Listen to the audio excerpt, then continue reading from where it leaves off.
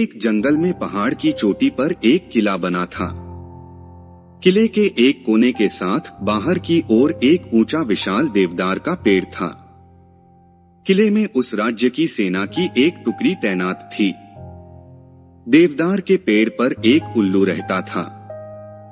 वह भोजन की तलाश में नीचे घाटी में फैले ढलवां चारागाहों में आता। चारागाहों की लंबी घासों व झाड़ियों में कई छोटे मोटे जीव व कीट पतंगे मिलते, जिन्हें उल्लू भोजन बनाता। निकट ही एक बड़ी झील थी, जिसमें हंसों का निवास था। उल्लू पेड़ पर बैठा झील को निहारा करता।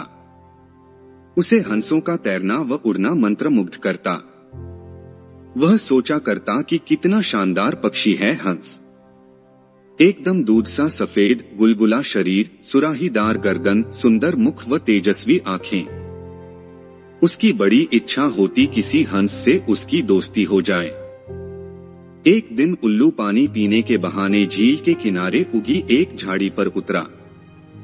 निकट ही एक बहुत शालीन व सौम्य हंस पानी में तैर रहा था। हंस तैरता हुआ झाड़ी के निकट आया। उल्लू ने बात करने का बहाना ढूंढा। हंस जी, आपकी आज्ञा हो तो पानी पी लूं। बड़ी प्यास लगी है। हंस ने चौंक कर उसे देखा और बोला, मित्र, पानी प्रकृति द्वारा सबको दिया गया वरदान है। उस पर किसी एक का अधिकार नहीं। उल्लू ने पानी पिया, फिर सिर हिलाया जैसे उसे निराशा हुई हो। हंस ने पूछा, मित्र, असंतुष्ट नजर आ रहे हो, क्या प्यास नहीं बुझी?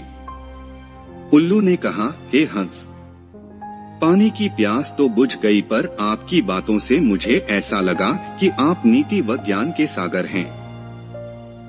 मुझ में उसकी प्यास जग गई है। वह कैसे बुझेगी? हंस मुस्कुराया, मित्र, आप कभी भी यहाँ आ सकते हैं। हम बातें करेंगे।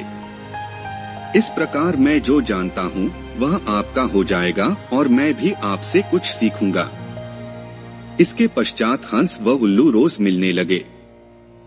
एक दिन हंस ने उल्लू को बता दिया कि वह वास्तव में हंसों का राजा हंसराज है।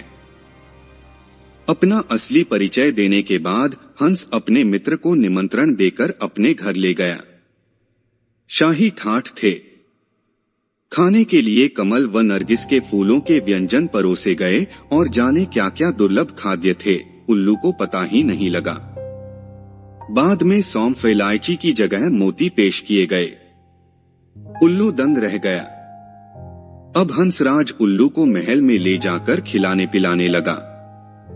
रोज दावत उड़ती। उसे डर लगने लगा कि किसी दिन साधारण उल्लू समझकर हंसराज दोस्ती न तोड़ ले। इसलिए स्वयं को हंसराज की बराबरी का बनाए रखने के लिए उसने झूठ कह दिया कि वह भी उल्लुओं का राजा उल्लूकराज है।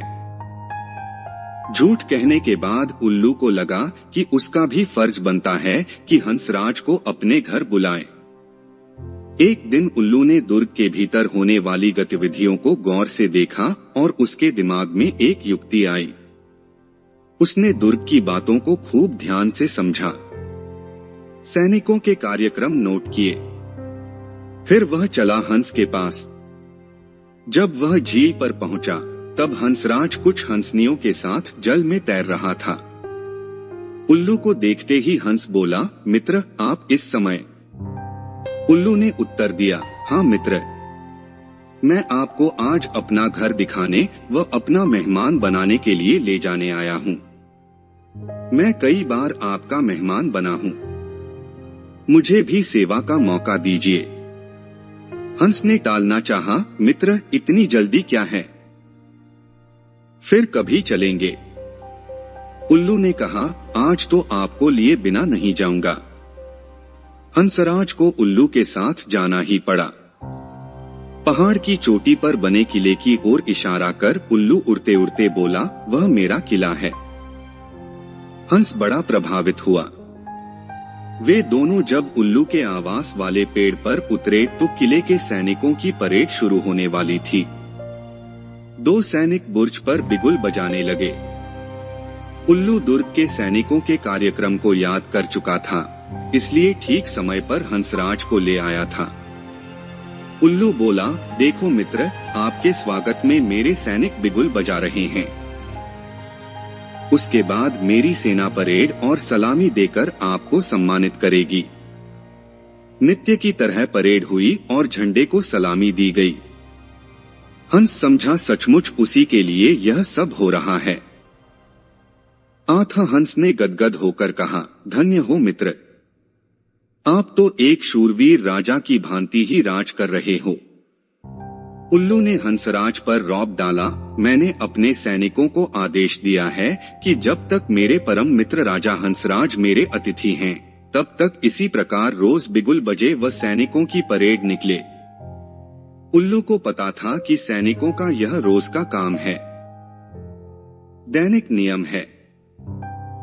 हंस को उल्लू ने फल, अखरोट व बनफशा के फूल खिलाए।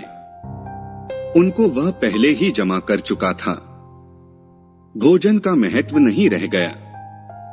सैनिकों की परेड का जादू अपना काम कर चुका था। हंसराज के दिल में उल्लू मित्र के लिए बहुत सम्मान पैदा हो चुका था। उधर सैनिक टुकड़ी को वहां से कूच करने के आदेश मिल चुके थे। दूसरे दिन सैनिक अपना सामान समेट कर जाने लगे तो हंस ने कहा, मित्र, देखो आपके सैनिक आपकी आज्ञा लिए बिना कहीं जा रहे हैं। उल्लू हड़बड़ाकर बोला, किसी ने उन्हें गलत आदेश दिया होगा, मैं अभी रोकता हूँ उन्हें। ऐसा कह वह हूँ करने लगा। सैनिकों ने उल्लू का घुघुआना सुना व अपशकुन समझकर जाना स्थगित कर दिया। दूसरे दिन फिर वही हुआ। सैनिक जाने लगे तो उल्लू घुघुआया। सैनिकों के नायक ने क्रोधित होकर सैनिकों को मनहूस उल्लू को तीर मारने का आदेश दिया। एक सैनिक ने तीर छोड़ा। तीर उल्लू की बगल में बैठे हंस को लगा। वह तीर खाकर नीचे गिरा व फड़फड़ाकर मर गया। उल्लू उसकी लाश के पास शोकाकुल हो विलाप करने लगा, हाय, मैंने अपनी झूठी शान के चक्कर में अपना परम मित्र खो दिया। धिक्कार है मुझे। उल्लू को आसपास की खबर से बेसुध होकर रोते देख एक सियार उस पर झपटा और उसका काम तमाम कर दिया। दोस्तों, इस कहानी से हमें सीख मिलती है कि झूठी शान बहुत महंगी पड़ती है।